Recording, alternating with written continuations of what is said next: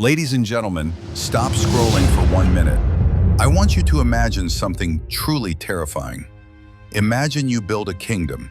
You pour your heart, your soul, your entire life into every brick, every design, every single window.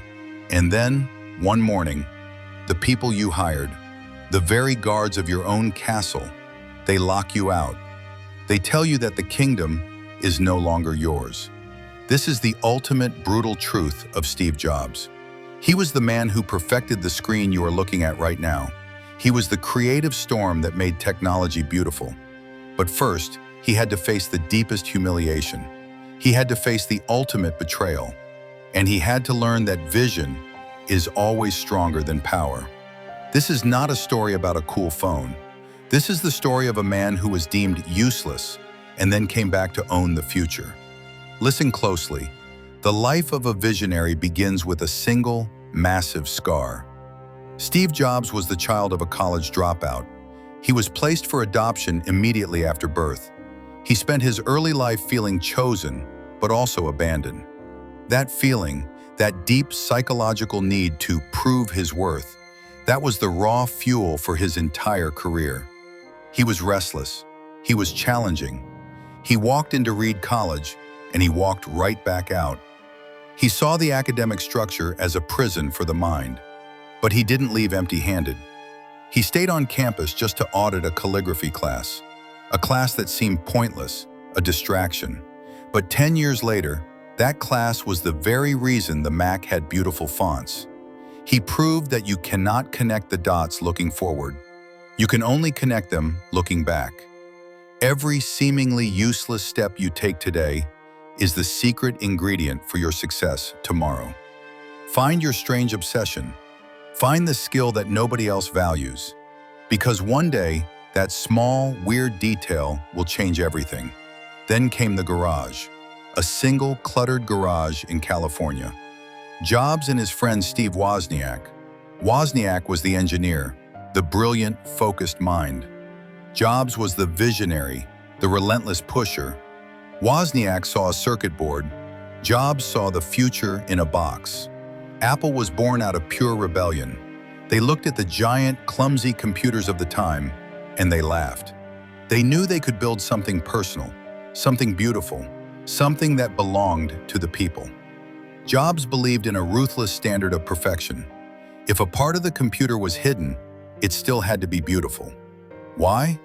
Because he believed in integrity, even when nobody was watching. That is the difference between an inventor and a true artist. Jobs became a millionaire almost overnight. He achieved the dream before the age of 30. But success is a dangerous, slippery height. When Apple became huge, they hired professionals. They hired executives to manage the scale. They hired the CEO of Pepsi, John Sculley. Jobs thought Sculley was his partner, his friend. He saw Sculley as the man who would help him conquer the world. But power is a zero-sum game. When the company faced temporary struggles, the executives looked for a scapegoat. They looked for the most volatile, challenging person in the room. And that was Jobs. They turned on him. Sculley, the man he had personally hired, led the charge. At 30 years old, Steve Jobs was fired from the company he created. The betrayal was total. The pain was absolute. Imagine the feeling of building a child, raising it, and then having your family vote you out of the house. He wandered in a professional wilderness. He felt like a failure. He was crushed. But this moment of deepest pain was not the end. It was the most critical catalyst for his success. He learned that the weight of being successful had been replaced with the lightness of being a beginner again. The pressure was gone. The only thing left was his passion. He started 2 new companies. Next, focused on building the perfect, futuristic computer. And Pixar, a tiny digital animation studio that nobody took seriously. Pixar was his refuge, his playground. He didn't know anything about cartoons, but he applied his standard of ruthless perfection to storytelling. And he turned that tiny studio into a powerhouse. He created Toy Story, a film that changed animation forever. While he was gone, Apple was dying. They released a series of disastrous products. They lost their way. They lost their soul. The company was bleeding cash. They were months away from bankruptcy. They needed a miracle. And the board realized that the only person who could save the kingdom was the man they had once exiled. In 1997, Jobs returned to Apple. He didn't return to manage. He returned to burn it down and rebuild it. He didn't seek revenge against the people who fired him. He sought victory for his vision. He immediately slashed 70% of the products Apple was making. He focused on two simple ideas: the power of no and the beauty of design. He introduced the iMac, a computer that was bright, colorful, and friendly. It was the opposite of the ugly gray boxes of the 90s. He brought back the simple, powerful idea: think different. Then came the iPod. He saw the clunky, portable music players, and he realized the future was about carrying 1,000 songs in your pocket.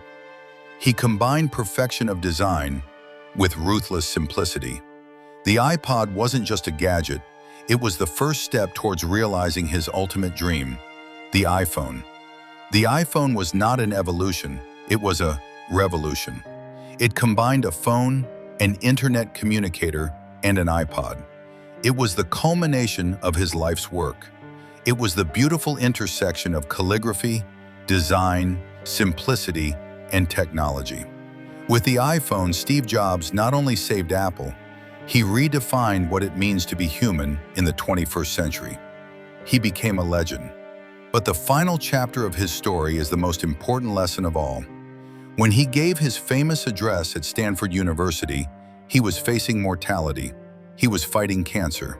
He gave the world his final, most powerful philosophy. He told them about his adoption. He told them about being fired. He told them that connecting the dots will only happen when you trust your gut. He told them that death is the greatest change agent. It strips away all the nonsense and leaves only what is truly important. His final message was a declaration of defiance against a complacent world. He told us, stay hungry, stay foolish. Hungry for more passion, hungry for more growth. Foolish enough to think you can change the world, even when everyone else calls you crazy. Your life is short.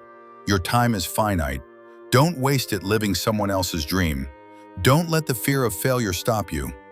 If you are struggling right now, if you feel like you've been fired from your own life, remember the man who was exiled from his kingdom and came back to rule the world. Find your passion.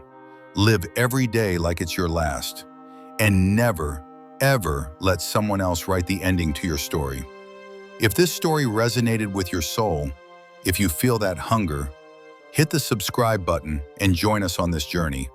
Your time starts now.